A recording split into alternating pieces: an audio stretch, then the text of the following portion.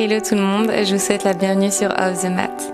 Comme chaque semaine, une version écrite de cet épisode est disponible sur le blog. Si vous découvrez aujourd'hui mon podcast, je suis Marine, professeure de yoga, et je partage ici mes expériences de vie pour qu'ensemble, nous avancions vers l'équilibre et l'épanouissement personnel. Je vous souhaite une très belle écoute. Peut-on réellement s'aimer ? C'est la question que je me suis posée récemment et c'est aussi la question que je vous pose aujourd'hui. Peut-on réellement s'aimer ? Et après tout, qu'est-ce que l'amour ? Avons-nous tous expérimenté un jour l'amour ? Et sommes-nous tous légitimes pour le définir justement ? Il existe une différence entre amour de soi, amour propre et par extension narcissisme. L'amour, c'est un sentiment bienveillant et positif d'affection, d'attirance, envers soi comme envers autrui. Le narcissisme, c'est entretenir un amour démesuré pour son image et, par extension, pour l'image visuelle que l'on renvoie au monde. L'amour propre, c'est avoir de l'estime pour qui l'on est, pour qui l'on incarne. C'est finalement entretenir un sentiment d'amour fort pour soi, autant pour son enveloppe physique que pour tout ce qu'elle enveloppe. L'amour de soi se rapproche finalement de l'amour propre, sauf que lui, il ne s'attache qu'à l'être, et il met le côté le paraître. Il s'agit de s'aimer en tant qu'individu digne d'estime. Il implique de ne pas se restreindre à une définition superficielle de soi, se résumant à notre enveloppe physique. Mais alors, s'aimer soi-même impliquerait finalement de ne pas considérer qui nous sommes physiquement. Pour moi, l'amour de soi a une connotation bien plus grande et profonde, bien plus spirituelle et vraie que tous les autres termes que je pourrais vous énumérer ici. Mais pour s'aimer entièrement et complètement, cela implique aussi d'aimer son corps. Cela implique de faire la paix avec son corps. Je n'ai jamais véritablement abordé ce sujet publiquement, tout simplement parce que j'estimais ne pas avoir la légitimité de le faire. Avec du recul et de l'honnêteté, je me rends compte que je manquais en fait purement et simplement de confiance en moi. Parce qu'amour de soi et confiance en soi sont deux notions intimement liées. D'aussi loin que je puisse me rappeler, mon corps est devenu ma bataille à partir de mes 16 ans. L'âge auquel j'ai commencé à faire une fixette sur chaque partie de mon corps. Comme si chaque fragment qui me constituait était une pièce défectueuse qu'il fallait que je change ou que je répare. Rien. Il n'y avait à l'époque rien que je chérissais de mon corps. Comment parvenir alors à s'aimer si nous ne sommes pas capables ne serait-ce que de nous regarder dans un miroir ? Avant mes 16 ans, mon physique n'avait jamais été une préoccupation. La vie était même simple, tellement simple qu'elle me réussissait. J'avais une corpulence entre guillemets dite normale, des amis, un petit ami, une vie saine, stable, équilibrée. Je ne sais pas si je m'aimais véritablement à l'époque, mais une chose est sûre, je ne me posais pas ce genre de questions. Et c'est peut-être là que réside la réponse. Je ne me posais pas ce genre de questions, donc j'avais confiance en moi, et donc j'entreprenais ce que je désirais. Et tout, ou presque, me réussissait. Dès lors que j'ai commencé à porter une attention particulière sur mon corps, les choses ont changé. Dès lors que le regard que je portais sur mon corps changea, celui des autres changea également. Mais je me rappelle pourtant qu'à l'époque, l'opinion des autres ne m'importait finalement pas vraiment.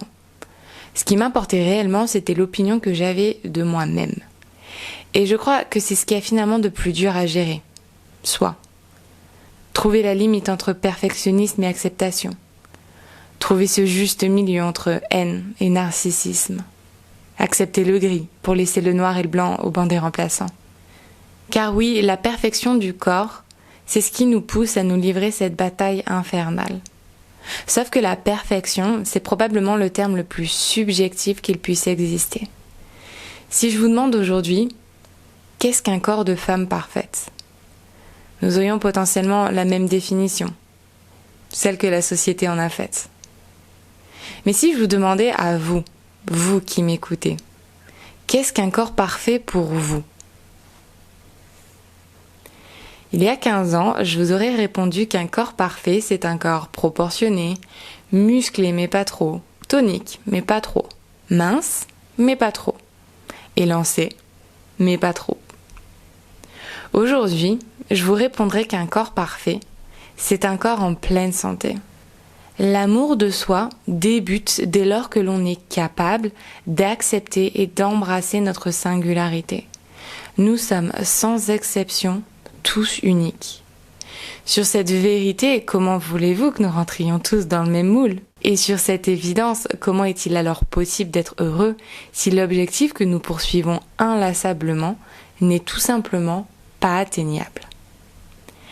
Car ce qui nous rend heureux et épanouis, c'est la sensation d'accomplir et d'avancer. Alors peut-être que c'est tout simplement l'objectif que nous devons changer. Peut-être que c'est tout simplement la perspective, l'angle de vue qu'il nous faut modifier. Peut-être que c'est vraisemblablement le regard que nous portons sur nous-mêmes que nous devons transformer. Notre corps, c'est notre maison. Chaque battement de cœur qui nous rend un peu plus vivantes chaque jour se produit dans ce corps. Sans notre corps, nous ne serions simplement pas de ce monde. Notre existence sur cette terre ne serait simplement pas. Fermez un instant les yeux et rappelez-vous ces choses de la vie qui vous font le plus de bien. Marcher pieds nus dans l'herbe, prendre un proche dans vos bras, regarder le coucher de soleil, tourner les pages d'un livre. Le problème dans toute cette histoire, c'est que notre corps, c'est aussi la première chose que les autres voient de nous. C'est leur clé d'entrée pour nous définir, nous caractériser, nous juger. Et c'est dans cette dualité que la bataille commence. Entre les standards bien trop restrictifs et durs que la société nous impose et la nécessité de faire avec ce que la nature nous a donné. Mais moi, je crois que s'accommoder de qui l'on est, ce n'est pas suffisant. La première fois que j'ai mis les pieds dans un studio de yoga, ma confiance en moi était au point -1000. Je n'avais aucun amour pour qui j'étais, pour qui j'incarnais, pour le corps qui me permettait d'avancer dans la vie. Et c'est bien là mon plus grand regret. Celui de ne pas avoir vu qui j'étais au-delà de mon apparence. Celui d'avoir inconsciemment éteint cette lumière qui rayonnait pourtant si fort ces dernières années. Celui de m'avoir maltraité, piétiné, abîmé. Mes premiers mois sur un tapis ont été conflictuels. J'avais honte de mon corps et à le montrer fut l'un des plus grands challenges auxquels j'ai dû faire face dans ma vie. Mais j'étais convaincue que ma transformation devrait nécessairement être précédée d'une phase d'inconfort, que je ne pourrais trouver le bonheur qu'en acceptant cet inconfort et cette incertitude.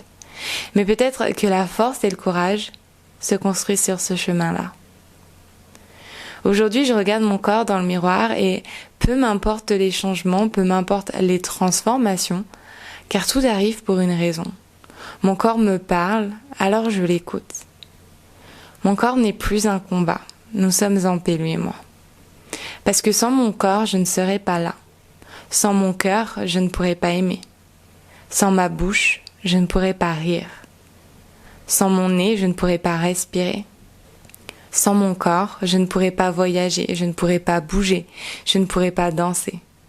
Mon corps m'offre aujourd'hui le plus précieux des cadeaux, celui de pouvoir exister et de pouvoir aussi ressentir la peine comme la joie, la douleur comme la guérison. L'art du mouvement par le yoga m'a permis de me réconcilier avec mon corps et a fortiori avec mon être tout entier. Parce qu'avec le temps, la lassitude du combat s'est installée. J'ai finalement accepté de rendre les armes, mais non sans mal. Plus je lâchais prise, plus je devins moi. Plus je devins moi, plus j'appris à m'aimer, à aimer qui j'étais. Parfois, je dis à mes proches, j'aimerais me voir par les yeux avec lesquels tu me vois. Ce serait tellement plus facile, n'est-ce pas ? Parce que notre beauté, que vous le croyez ou non, se définit essentiellement par la lumière qui réside en nous. C'est la manière avec laquelle vous allez rentrer dans une pièce et l'irradier tout entière. Lâcher prise, c'est comme se jeter dans le vide. On y va un peu tête baissée et c'est finalement effrayant parce qu'on ne sait absolument pas vers quoi l'on se dirige. S'il y a bien une chose en laquelle je crois, c'est le pouvoir de l'intuition. L'intuition, elle se travaille, elle se développe. Le yoga m'a aidé à développer mon instinct et à me reconnecter à mon corps par le mouvement et la respiration. Parce que la respiration, c'est notre souffle de vie. Aujourd'hui, j'aime à penser que j'entretiens une relation intime et unique avec mon corps. À chaque fois que je dois prendre une décision, cette petite voix continue de résonner juste derrière mon oreille, celle qui me dit que je ne suis pas jolie, que je ne suis pas forte, que je ne suis pas capable, que je suis inutile. Mais désormais, ma lumière brille bien plus fort que ne s'exprime cette petite voix. Cette lumière, c'est celle de l'acceptation et de l'amour de soi. Cette lumière, c'est celle de la paix intérieure. Alors, à chaque moment de votre vie où vous sentirez un conflit s'installer dans votre tête, fermez les yeux et visualisez cette lumière qui réside dans votre poitrine, dans votre ventre. Déroulez votre tapis de yoga, fermez les yeux et placez vos deux mains sur votre poitrine. Bougez avec intention, celle de protéger et de respecter votre corps. Inspirez. Expirez. Namasté. J'espère que ces mots résonneront en vous et qu'ils vous inspireront dans votre chemin de vie. Si cet épisode vous a plu, n'hésitez pas à écouter le reste de la playlist et à rejoindre dès aujourd'hui Luna, une communauté bienveillante que j'ai à cœur de guider chaque semaine vers le bien-être et la pensée positive au travers de mots doux inspirants. Encore merci pour votre écoute et je vous dis à très vite.